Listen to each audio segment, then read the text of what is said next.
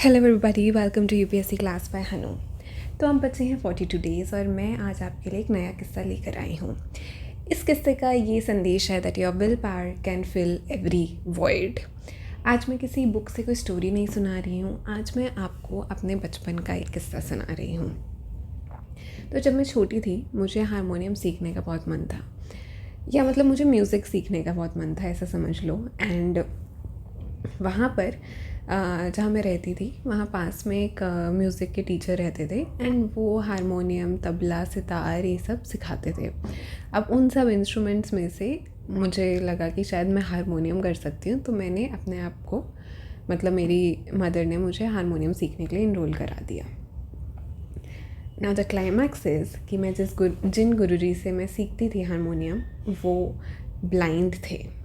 तो काफ़ी ओल्ड थे वो, सरदार जी थे एंड उनकी दोनों आंखें नहीं थी एंड मैंने उनसे करीबन 1-1.5 साल सीखा होगा हारमोनियम, या शायद उससे कम सीखा हो, इतना मुझे याद नहीं, काफ़ी पुरानी बात हो गई है।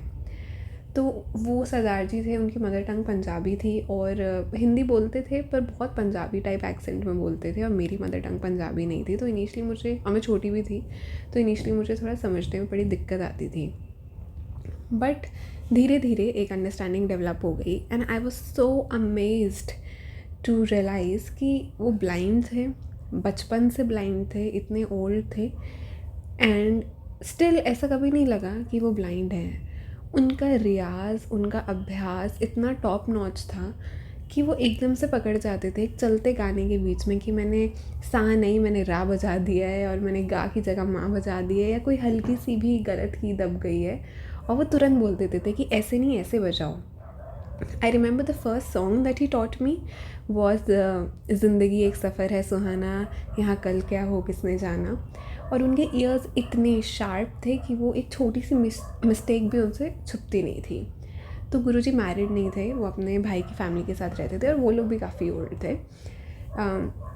बट सबसे अमेजिंग बात ये थी कि जितना भी टाइम मैंने वहाँ सीखा, I never saw anybody behaving as if sir is blind. एकदम नॉर्मल ही सेटअप था, और शायद अब वो इतने सालों से उन्हें आदत पड़ गई उस तरह, बट मैं एक आउटसाइडर थी और मैं पहली बार देख रही थी, तो सो आई वॉज गेटिंग अमेज्ड। और अब भी मैं सोचती तो आई गेट मोर अमेज्ड। तब मैं भी छोटी थी तो इतना मुझे भी नहीं हिट हुआ, but now when I look back I really realise कि वो कितनी गहरी बात थी कि सर को एकदम पता होता था कि वो एक कि उनकी चेयर कहाँ है, वो एक रेड रिवॉल्विंग चेयर पे बैठते थे, उनकी बेल कहाँ है, वो एकदम अपनी बेल को सेंस कर लेते थे। मैंने एक चलते गाने के बीच में कुछ गलत बजा दिया तो, या अगर कोई और इंस्ट्रूमेंट सीखने आया है तो अगर उन्होंने कुछ गलत बजा दिया तो या हारमोनियम में जो नॉब्स होती हैं ना अपनी तरफ, जब like the side which is facing us, it has a lot of knobs, तो अगर उसमें से कोई नॉब गलत बाहर है या सुर वैसा नहीं बैठ रहा, so I used to be so amazed कि ऐसा लग रहा है जैसे इन्हें सब कुछ दिख रहा है। पर अगर आप, विच इज़ ट्रू, उन्हें सब कुछ दिख रहा था because he was so powerful अपने प्रैक्टिस की वजह से, बट फिज़िकली तो यही लग रहा है ना कि उन्हें नहीं दिख रहा है, but he was so complete in his own self. और वहाँ से मैं जब भी उस इंसिडेंट को याद करती हूँ मुझे यही लगता है कि वो लाइफ में उनके कितना बड़ा वॉइड था, बट स्टिल उन्होंने अपने क्राफ्ट को इतना शार्पन किया कि ऐसा लगता ही नहीं था कि कोई कमी है। So all of us have different voids in our life. किसी के पास फिजिकल वॉइड होता है, जैसे सर के पास था, गुरुजी की आइज़ नहीं थी। किसी के पास इमोशनल वॉइड होता है कि they not feeling good mentally, there might be someone important that they lost, कोई पर्सनल लॉस हो सकता है, या हो सकता है रिपीटेड फेलियर से एक इमोशनल वॉइड आने लगता है।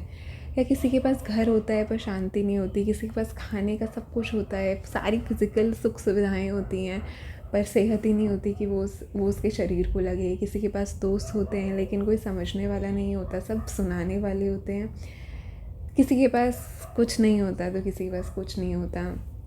किसी को फटीग सेट इन करने लगता है, कुछ लोग इंटरनली हॉलो फील करते हैं। स्पेशली कोविड के टाइम कितनों ने कितना कुछ खोया, तो एक वो वॉइड है जो बहुत लोग कैरी कर ही रहे हैं, और वैसे भी इन जनरल कैरी कर ही रहे हैं। तो और हाँ, इसमें किसी का भी वॉइड छोटा बड़ा ऐसे कंपेयर करने की आई डोंट थिंक ज़रूरत है, कमी तो कमी है। बट आई स्टिल फील उन सर को देख के टिल डेट कि कोई भी void is not bigger than your will power. कुछ भी इतना बड़ा नहीं है जिसे हम अपनी हिम्मत से ना भर सकें, कुछ भी इतना गहरा नहीं है जिसे हम अपने आत्मविश्वास से ओवरकम ना कर सकें। और अगर हम उसे भर भी नहीं पाते, still we can move ahead with that void in our life, we can do that. And that's why it's said that you do not forget grief, but you grow around it.